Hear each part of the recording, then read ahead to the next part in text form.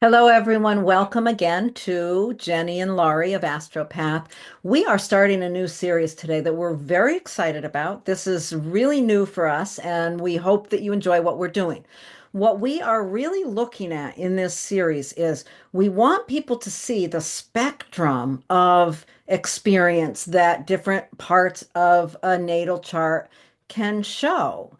So we're gonna each video in this series, we're going to be exploring a different person's chart, a different person that's in the news that you might know something about. So that's what we're doing. Anything you want to add to that, Jennie? Well, I think you kicked it off to a good beginning explanation. So yeah, I think we're just looking at exactly like these different layers in astrology, and there's a lot of stuff out there about astrology meaning this or meaning that, or kind of putting people in boxes. And I think part of what we're here to show is like, hey, here's how these things can appear in a chart, and then there's multiple choices as to how you as a person choose to manifest whatever those potentials are. And so I think we're just hoping to show you some of that in these charts and also have fun with it. Um, Right. so yeah, and because I will, this some of this is a little out of my comfort zone for various reasons. I think you'll see why. But it's all good. I mean, I think this is a good learning experience for me and hopefully for everyone else watching the video too. Yeah. Absolutely. So for today, we're going to start right out with looking at the chart of Donald Trump. This is a little bit beyond both of our comfort zones to some extent, but we're going to have fun with it. So we're going to open the chart right up and we're going to start out looking at, we are not going to cover every single thing in this chart. We're just not going to do that. We're going to pick certain things that really stand out, certain things that are important, and talk about, like we said, the spectrum of experience, the spectrum with which a person can play these things out. So the first thing that we're going to look at is what's obvious. What's the most obvious thing when you open up this chart, Jennie? Well, I think just, is looking at the sun and moon. I mean, let's just start with that anyway. And I just want to add, we're going to really focus on natal stuff here. We're not going to go into big riffs about transits and what's happening now. We are just looking at patterns in the personality. So, to start with that, what we want to look at first is the sun is at 22 degrees of Gemini. It is directly opposite from the moon at 21 degrees of Sagittarius. So 21 degrees of Sagittarius means that the moon is almost full. In fact, it becomes full just a few short hours after Trump's birth. And you will notice, before we get into a little more of that, look at that nose ring it's next to, Laurie. So that's the south node, and the sun is conjunct the north node. What this tells us right away is not only was he born right before the full moon, but it was going to be an eclipse. It was a lunar eclipse. So there's a lot of almost. Let's just start with that in the chart because it kind of sets up the chart as a cliffhanger. Yeah. This is a person who's going to be striving because they weren't quite born at that crucial moment. So that sets that up. But let's talk a little bit more about the mutability, the mutable signs. So we have a sun in Sagittarius and a moon in Gemini. Oh, I said that The completely opposite. wrong. A sun in Gemini and a moon in Sagittarius. So, Laurie, how do you talk about those mutable signs, like the Well, Gemini? mutable signs are adaptable. And in a lot of ways, we think adaptability is really great. There's that, again, the spectrum. Adaptability, on the one hand, can really help us not get stuck places. It can also keep us from stability. Mhm. Right? I mean, there's a range there. I think what you initially were talking about, that almost there, I think that is such an important piece here. That Mhm. almost he's not quite where he wants to be. And if we look at the reality, he's not quite where he wants to be. One of the things with a full moon, if it was actually a full moon, I think of people born at the full moon know exactly, there's an element within them that they know exactly what they are here for and they are on it. And this Mhm. almost there, you see what he's striving for. It's obvious what he's striving for is that fullness of, and that sun ruling the Leo, the king complex of the rising sign, the Leo rising. Hmm. So, Yeah. So I just to add to that picture of the mutability of the Gemini Sagittarius, as you know, Laurie's mentioning how changeable that is, but that and that can be such a strength. You know, if someone's listening to this and they have some of these things, can be such an amazing strength.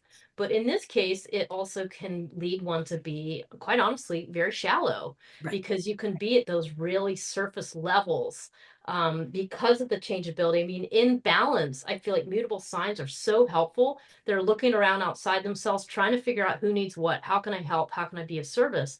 And when that is not utilized in that way, it lends itself to somebody who's much more, hey, I'm just going to skim along the surface and like I'm not going to have to do that deep dive. So I think that's again presenting that spectrum of options, and there's multiple options in between those two. And I mean, essentially, the sun in Gemini is going to be somebody who has a great sort of oratory ability, the ability to speak, and in the 11th house there in front of groups. So I think that's a simple take on that. The moon in Sagittarius, the need to have one's opinion respected. Mhm. So this is a very opinionated person in conjunct the South Node, not going to be very easy to pull, well, one's head out of one's own opinion. Right. So it really getting stuck in that. The South Yeah, Node is something that pulls you back, right? right. And Yeah. the moon in Sagittarius, I love thinking about the moon in Sagittarius on a positive manifestation of that moon. There's just an emotional exploration.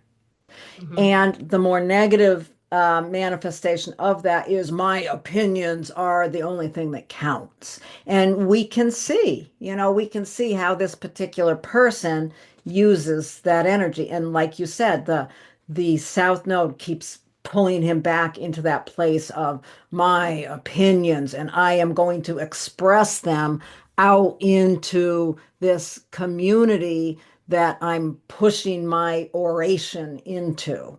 And it's interesting having Uranus right there with the sun. The oration is so kind of scattered. Yeah.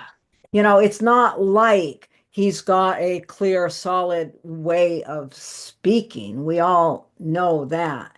Um, and I think we've got a few other things before we get deeper into his communication. But Mhm. But I like, you know, the excuse me, my cat just had a fit. well, I'll speak a little bit to the Uranus there conjunct the sun, because that really does bring in, first of all, it brings up, he's the great disruptor.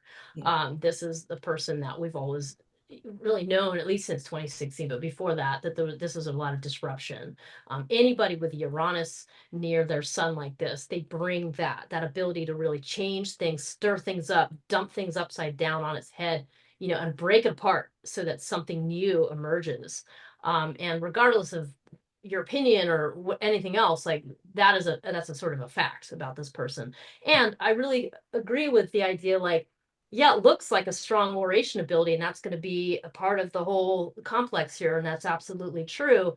But it's funny to think about somebody who speaks in such a disjointed manner, without sentences, without, you know, a really clear goal in anything he's saying, and yet it's effective for certain points of the population. I mean, in the sense that he tells people what they want to hear, and you really could see that in the debate with Kamala, where, you know, back way back when, where she was on one page of discussing policies and blah blah blah blah blah, and he was just like spitting out these little things, which are essentially the things people want to hear. They may not be true, they may not be real, but they are what people want to hear. And I think that's part of, in my opinion, that Sun Uranus ability to just like really to upset the status quo by being able to do that. And it's just surprising, you know, how that it's effective in that way. Yeah, and Uranus, I always think of Uranus as the awakener. And at some point in this person's life, he really woke up to the power of his voice even when he can't think very clearly. Which, Yeah. yeah, his thinking and all of that is really interesting. We'll get to that, I think, in a Yeah. minute. Yeah. Are you ready to move to the the Leo bit? Yeah, let's talk about the Leo bit. Let's Yeah. erase that part And let's think about he's got that Leo rising with Mars right on the ascendant. Now, Leo rising Leo's like all the signs, and that's the whole point of this series is the spectrum that these things can show up in. Leo, on the most positive manifestation, is so much about generosity and open-heartedness. Everyone, like my friend Jennie says, Leo is the hearth fire. Everyone wants to come into the hearth fire. So, that's really Leo. On the harder side, the more immature manifestation of Leo is this huge ego, this huge arrogance. And with Mars right there, we've got a person who clearly has taken this, from my perspective, certainly, in the direction of this gigantic ego. Yeah. Yeah. And you think about that gigantic ego along with this kind of shallowness of the Gemini and the need for the opinions to be respected of that moon in Sagittarius. And we've got a pretty interesting, interesting. I like using that word, interesting combination. Well, this is where we go with our title, Tantrums and Tyranny. I mean, Tantrums and Tyranny is like the perfect description of Mars, in Leo conjunct the ascendant. I mean, the Leo's the king complex that we first mentioned, and Mars is a vehicle for that. Mars is a forceful vehicle to bring that Leo energy out in sort of a very aggressive, assertive manner. Mhm. And Leo's job is to radiate, like without any judgment. It just is to radiate. So there it is radiating. Now the spectrum of experience comes in, or maybe expression in this case, where, as Laurie's saying, it can be very egotistical. Well, it's either in the positive, radiating generosity and light for other people to have a beacon. And then in the sort of at the other end of it, it's using one's own ego to take in everybody's energy to prop up your own ego to sort of turn it inside out. But either way, the job is to radiate. And then you just are looking at, well, how is this person using that radiating ability, and then with Mars there, it's such an aggressive, and in this case, the masculine, like the Right. domination, I'm going to ride this out, and then you throw in the little fact there of Pluto also being in the first house in Ooh, Leo, yeah. not exactly conjunct those things, but that really is an even stronger signature of how that energy is going to get projected out into the public.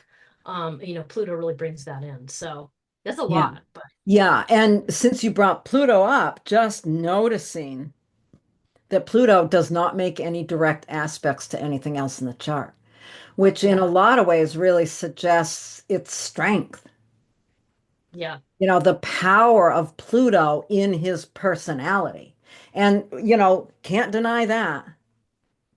Yeah, and isn't wasn't it Noel Till talks about when something's unaspected, it runs away with the chart. Right. It ends Yeah. up being the renegade leader. And you can see Pluto represents power complexes. And because it's a generational planet, it's something that takes in energy back and forth into the generation. So it isn't just like one person. It's part of how his power comes about is by other people projecting their energy and losing their agency by projecting it onto him. So it really kind of adds that complex power dynamic to the Yeah. whole mix. Yeah. So That's yeah, pretty interesting, isn't it? yeah, says a lot. Okay. Yes, moving right along. The next thing we really wanted to talk about is this piece down here. Jennie, what do you see there? Yeah, well, first of all, that is Chiron Jupiter together. So Chiron is a place in our charts, in everybody's chart, that represents the wounded healer. It's a place where you have a wound that you are contending with so that you may sort of show the path towards other people. It is not necessarily something you just kind of walk in and you heal and you're done, right? It has a more shamanic type of flavor to it. When you put it next to Jupiter, it makes that wound huge. Jupiter just makes everything bigger. So you have this huge gaping wound, quite frankly. And I just want to add too, it is in a direct trine, it is in a trine aspect to the sun. So we're talking about something that easily flows back and forth to the sun. A trine is an easy flow of energy. Oops. So this is very accessible to him. This sort of, you can think of it as like a pool of water, except it's a wound to dip into to keep, you know, pushing out into groups, where the sun is in the 11th house of groups and community. So there's a very easy access to this enormous amount of energy. And it's this unprocessed, Yeah. wounded area, and I mean, we all have this somewhere and we all have to contend with it, and it just depends how we contend with it. We can take our wounds, we can spew them out, and not in a good way, or we can work with them, and work to be in a more balanced place. So, I mean, it's very simplistic, but that's essentially it. What do you think of it? Well, I was just thinking about Jupiter also as, a person's beliefs. Oh, yeah. What they believe. So there is a wound within the realm of what he believes. So that really taps into this ego, and that Jupiter rules the Sagittarius moon. So it's in that opinions, his beliefs. There's such a wound in there. And that wound, the back and forth nature, it's that wound and the largeness of it and how it has to kind of hold his opinions actually expands his need for Yeah. adoration from the community. Yeah, like it's just that's what happens with unresolved stuff is like it keeps needing things, and the other thing I It's like picked the up, hungry ghost. That's what I yeah, think of. That totally. Chiron and Yeah. Jupiter together. It's like the hungry ghost. Like I Mhm. can't get enough. Yeah, it's empty, it's empty, it's empty. Like I need to fill it, this Right. constant, My mouth is only you this know. big and I have to Yeah. consume a lot. Yeah. There's one other thing here that I just noticed, Laura, I just want to mention real quick, is just the idea that in this chart, you notice that Jupiter is stationing. Yes. That means that Jupiter has been retrograde and it's just coming out of its retrograde. What that does to Jupiter is it adds this really pent up energy before his birth. For a few months before his birth, Jupiter was retrograde. And when Jupiter's retrograde, it's kind of turning inwards and having to store up energy. And in his chart, that Jupiter is just about to station direct, and it's all that pent up energy is like, so it adds this Yeah. God, add this anxiety to it. I can feel it. Like I Yeah. just noticed that, but I can Yeah. almost feel it Yeah. coming from the chart And in those air signs, and it's in Libra. So, it's about this belief that there's a wound around this belief that he can be the great diplomat. Mm. There's something in that. Like he really believes he can be this great diplomat, but there's a wound that's all tied in with that. That's Yeah, really yeah. interesting. And Really. when you dip back to that Mars Pluto conversation we had, which by the way, sextile the sun, so also some energy easily going in there. You see that it's maybe the desire to be the diplomat, but he's actually being the destroyer. Right. He's actually kind of flattening things and also not doing the things that his voters, the people voted for him, that he said he was going to do. He's not doing those things, not the way he said. Well, Um, so the flip side of that Libra, you think of Libra as always wanting to balance and be the diplomat, but really it's like if you can't do that, or if things are calm, you're going to throw a bomb in it yeah, because you don't have a job unless things are messy and you have to fix them. yeah. So you Mhm. you see a government that is sort of functioning, but you want to be the one who makes everything perfect. So you have to like blow it up so that you can come back in. I'm going off on a tangent. I don't think it's Well, making sense, except in my own mind. Well, I like what you brought up though, the idea that, because again, we're trying to show you, those of you who are listening, like painting a picture of what the spectrum can be. Like you don't have to do the evil thing, or you may not do the best thing in the world. We're human. We make mistakes. We do different things. But what I think you're getting at is like that Libra, it potentially could be this amazing diplomat, Yes. this person who really understands what it's like to not have Mhm. harmony, to not have things being balanced, and then do something about it through that Jupiter Libra. But the other end of it is what we talked about more in the beginning of like, the wound being the dominant thing and the desire to keep just throwing bombs into things because there's this deep dissatisfaction, this deep disharmony, which Libra out of balance is going to be deep disharmony, So Yeah. I think you said Yeah, it. I mean, a person, and that's the thing, you can look at this chart, and if for some reason you're listening to this and you were born the same day as he was born, you don't have to be living the life, a life like this. This person born at this time did not have to become this, because if he had done the work of healing, not that the Chiron wound can ever be fully healed, but it must be faced and worked with. If Mhm. this person had done the work, then they could be a great diplomat Yeah.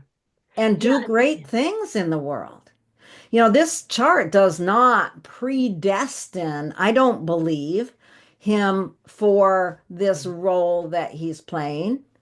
No, I so agree with you, Laurie. This is what we're partly trying to illustrate. Where does your choice come in? Where's your free will? What choices do you want to make in your life?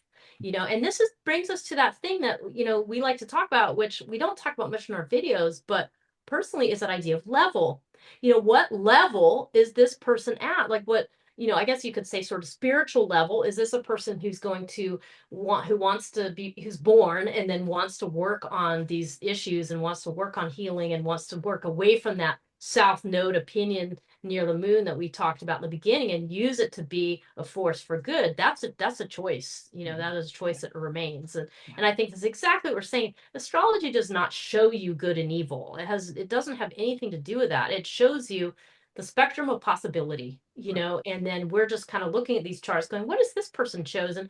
And this guy's, what is he, 78 years old? So I mean, he's laid his path. Like there's not much. I mean, not that he could never be redeemed, whatever, necessarily. I mean, but he's 78. He's like lived this life for a long time, and he's made different choices along the way.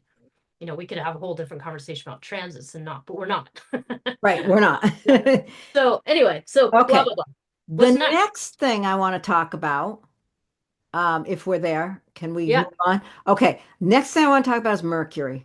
Yes. Mercury is in such an interesting position and having such an interesting conversation with the other parts of the chart.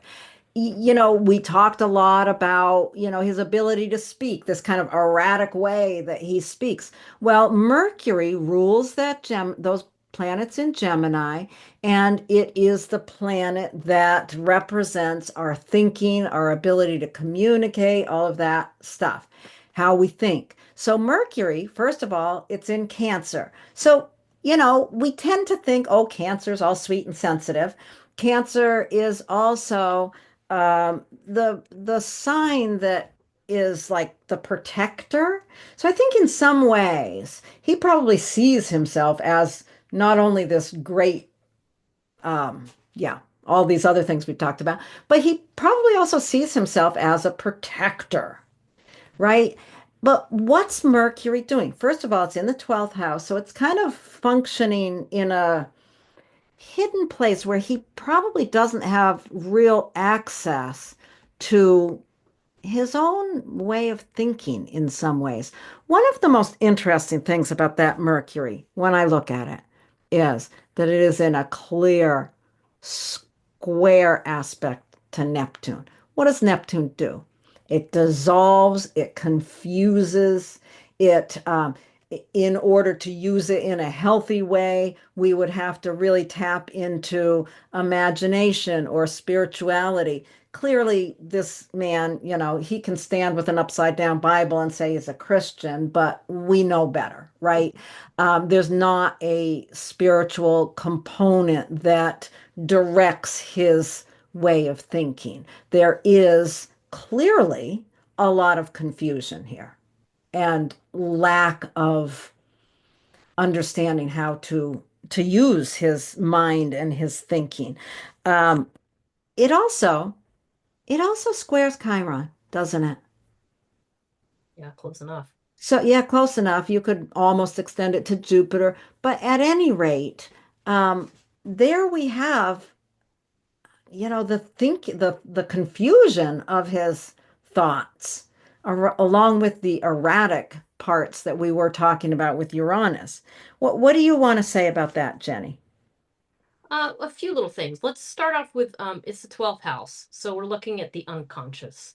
We're looking at things that are hidden from view, and the 12th house certainly is, hidden from view. And like just in all those ways. And then you have Cancer there. Well, Cancer is a water sign.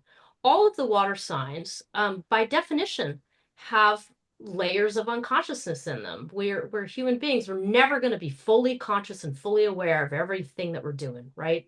That's not what's going to happen. So there's a lot of unconsciousness here. Let's just put it that way. The emotional content is not available. It's not accessible.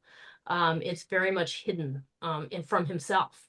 Mhm. So there's that. So in other words, anything that we don't know, that we don't want to confront in our unconscious, like, and with all these planets there, it's something that controls us. It ends Mhm. up driving us because we're not willing to look at it and figure out how to incorporate it. So it ends up being this like controlling factor from behind the scenes. Mhm. Now you add a square to Neptune, and that just makes that statement even louder. Yeah. That this is what we're dealing with. And a square aspect, by the way, is the hardest aspect in a chart. It's always the where the most difficult struggle is. And on one hand, it can be just like this really intense conflict, but on the other hand, it can be growth. So somebody with this could choose to add to the things I've already described and be very conscious about what they're doing and really tap into a deep spiritual process that would allow them to be informed in the way that they talk to other people, or it can manifest in this, which is this ability to be incredibly deceptive, to make the truth malleable, to hide things from other people's view, to send up a cloud, a fog. I mean, Neptune is nebulous. It's very cloud-like, and it's very much without boundaries. So there's a lot in this. It does not have to be somebody who can cast, a fog of lies, but it could be a person who can do exactly that. So there's a lot to be said in here, but the very simple way to think about it is there's just a hell of a lot of unconsciousness to this construct. Yeah. And it So, doesn't have to be. As we're looking at this chart and talking about it, I am just really struck with this could have been a great leader mhm. if life had gone differently for him and for us. It could have been because there is some strength, some real strength in this chart. The choices that have been made have really led to this difficult situation that we're all in due to this person and his inability or unwillingness to do the work necessary. One of the things that also strikes me is you hear a lot about his relationship with his father and how that was such a destructive force in his life. And yet, as I look at this chart, I really wonder about the role of the mother as well. I think the role of the mother is probably underestimated in some of the struggles that have resulted in him becoming the person he is at this period in time. Yeah, Um, but that's going off on another tangent. yeah. There's a lot Well, to look at here. yeah, well, it's funny that you said that because I was thinking too, you might be wondering, those of you listening, okay, well, where's the source or some of the source of why there's not the ability to heal here? Why has there not been more healing? And I think yes, like I think you're exactly right, Laurie, because you have to look at the moon for that, to kind of look at the moon is where you want to look at for vulnerability. It's where you want to look at for childhood wounds we all need to heal. Everybody has to do some self-parenting and somewhere along the line, and this chart with the thing we didn't quite touch on, which is that Uranus also opposes the moon Right. as much as it's conjunct the sun. And that Uranus opposed moon really brings in a rootlessness. It really implies a root being severed at the source. Yeah. And those wounds are really hard to heal from when those get severed from the source. And there is certainly that symbolism in this chart. I don't know if that's Yeah. all of it, but I just wanted to add to your Well, comment. it is interesting because what we do hear about is the father and not the mother. And then when you talk about the severing, it's like the father severed, the father is probably what severed the relationship with the mother.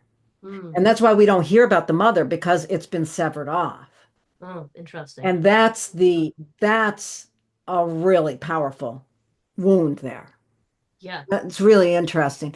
I think that we're coming to, the end of our conversation, but there's one other piece that we wanted to mention, and Yes. that is we've got this, which is also tucked away in the unconscious 12th house, Saturn conjunct Venus in Cancer. Oh my goodness. Venus shows us our values, what we love. You also think of Venus as, you know, women, our relationships to women, to love, to beauty, all of those Venus things. And then Saturn, the restriction that is on that Venus. And that just feels to me, when I look at that, it's like this unconscious, although it's obvious to the rest of us in the world, it's probably still on some level unconscious to him. This, how do you want to word it? Despising women. I was Something going to like say something like that, but I wanted to be a little less, whatever. But yeah, that. this kind of disrespect of women, disrespect of beauty, disrespect of what is really valuable in terms of caring for others. Cancer, there is no respect there. I know it was a quote that was from Elon Musk, not from Trump, but they're two and the same in a lot of ways, but that whole conversation about empathy being the biggest problem of our culture. Like, what? What are you Well, talking about? that's and if you look at Opposite. your chart, if you look at your chart and you have Saturn conjunct Venus, don't worry. You've probably, if you're listening to this video, you've probably done some work on yourself. You're probably not totally unconscious. Saturn conjunct Venus can teach us. He didn't have to become someone who has no respect for women because of this aspect. He could have become someone who has really learned and understood the deep importance and the structuring of that value. Mhm. You didn't have to cut it off. It's like that whole cutting off thing. Yeah, well, it's funny because there's a lot of things to say about Saturn and Venus actually. With sort of the more kind of negative part of it, it's a little bit of a cock block, to have, Saturn being like, "Brr," it's like encroaching upon Venus. I mean, it is a separating aspect. Venus has already gone over Saturn and it's moving away. But that does have that kind of encroaching feeling of like this restrictive authority, authoritarian, onto that Venus, which is in Cancer. So I think that's kind of like the negative side. So I can't help but think, what is the parent story that set this up? Because Saturn represents, in a lot of, it depends on your viewpoint, but it represents the father in a lot of ways.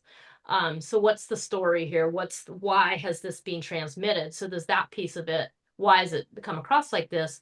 And then on a much more positive note, like Saturn Venus is not really, it's not a bad thing. No. They actually kind of have an affinity for each other. And part of that, I think, is because Venus really, wants structure.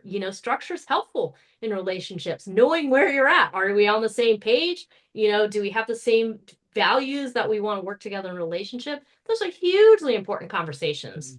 And so somebody with a Saturn Venus together in a chart like this, as you're saying, it can be very helpful, especially in Cancer.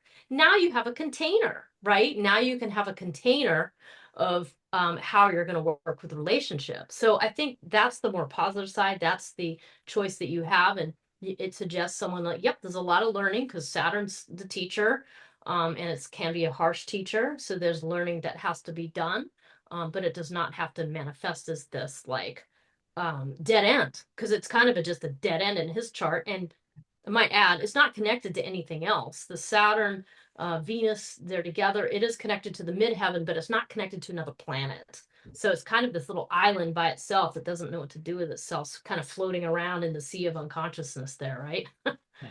I So, think of it as, how that supports his career, though. It's that attitude. It's that attitude of no empathy. yeah, That's what a lot of people voted for him because he's saying, I'm the man and we're going to put down women and trans people and anyone, you know, yeah, that's, yeah, that's, that attitude is what is a great deal of what has supported his rise. And yeah, there's the sextile to it. I mean, yes, in someone else's chart, or even in another person who was raised differently, lived different life, made different decisions, that could be very supportive.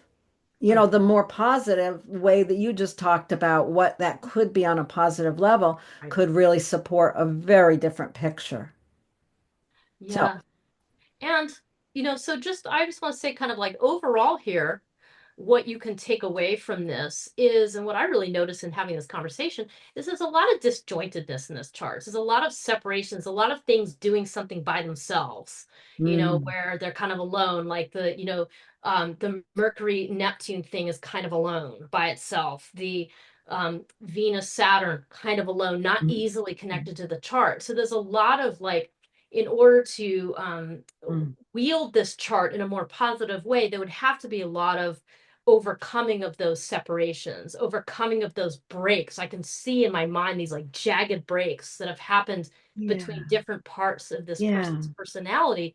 And I think that that's the key to what we're saying here. So it would take a lot of fortitude, to make these decisions. Like, I am going to heal some of these things. That's kind of what I see overall. Like, what do you think, Laurie? Well, I just want to throw one more. I love that you just brought that in, and I Mhm. totally agree with you. And what I think one of the missing links here that would have really helped is he's got no planets in Earth signs.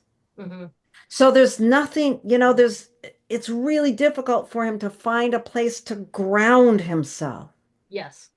And that just supports that disjointedness, that jagged edges. There's nowhere to rest. Yeah.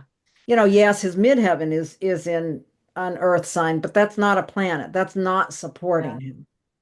That's a really good point, Laura, because on the simple level, the only planets that are in a yin sign are all those things that are hidden in the 12th house. That's Mercury right. and Saturn and Venus are there in a yin sign. That's the receptivity. And they're so hard to get at. And they're just not accessible. And like, so it's much easier to lean into all the jagged, sharp edges Right. of the other pieces that would take a lot to kind of heal and work with. Yeah, and all the Yeah. yang stuff. The I'm the man. Yeah, Yeah. that yin. I hadn't even thought of that. All of the yin planets are in the 12th house with Saturn. And wherever Saturn is, it's hard to get to anyway. And the fact that it's all in the 12th house and he clearly has not done any inner work. Yeah. There's no Yeah. inner life that needs to. So, there you have it. I think we have done what we came here to do, and I've enjoyed this. This has been good. Yeah, it's good, and I hope it helps whoever's listening, just to kind of understand astrology a bit more, maybe understand what's going on, and if we offended you, like, oh, oh well, I don't know, I don't know what to say to that. We're just trying to look at astrology here and fold our own humanness into the video, Yes. and hope to hear from you what you thought of this, and yeah, give us some And comments. give us suggestions who else we can do this with. We're planning on doing a whole series of these. So just let us know who you'd like us to talk about. And it doesn't have to be political people. Maybe we'll do Taylor Swift next or something. I don't know. Yeah. There's a lot of a wide range of people we can work with. So thank you, everyone. Thank you so much, Jenny. This has been super Thank fun. you. Thanks, Lori.